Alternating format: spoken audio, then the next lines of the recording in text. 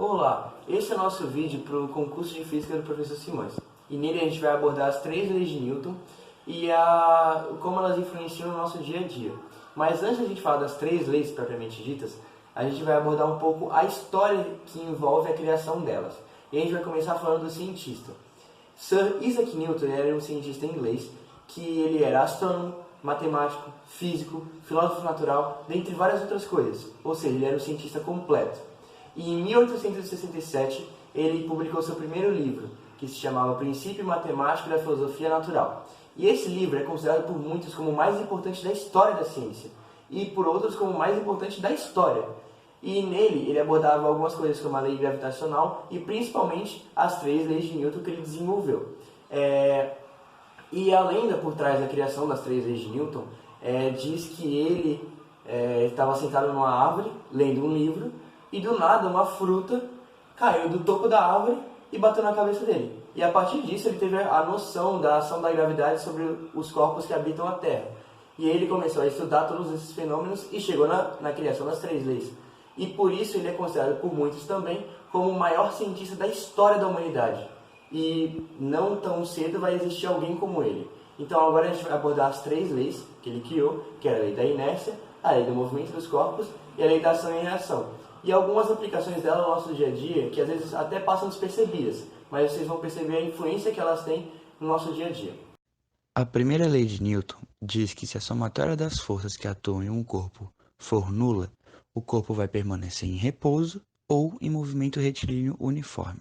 Para explicar a primeira lei de Newton, nós podemos dar 2 exemplos. O primeiro é este, onde 2 pessoas puxam um objeto, porém para lados opostos. Se a força que elas estão aplicando for igual, o objeto vai permanecer parado, pois a força que elas estão aplicando, se somadas, vai dar igual a 0. Outro exemplo é este, onde 2 pessoas estão empurrando uma mesa. Se elas estiverem empurrando a mesa com a mesma força, porém para lados opostos, o corpo vai permanecer parado. Mas se uma outra força entrar em cena e empurrar a mesa para um lado, ele vai mexer. Já a segunda lei de Newton diz que se a resultante das forças não for nula, o corpo vai ser acelerado para algum lado de acordo com a fórmula força, em newtons, é igual a massa, em quilos, multiplicada pela aceleração, em metros por segundo ao quadrado. Rodrigo, Como podemos perceber neste exemplo, Rodrigo fica irritado com sua nota na prova e acaba empurrando seu colega. Com esta ação, ele está exercendo uma força sobre o corpo do colega, que resultou num deslocamento de seu amigo. E por fim, mas não menos importante, temos a terceira lei de Newton, que diz que toda ação tem uma reação de mesma intensidade e sentido oposto.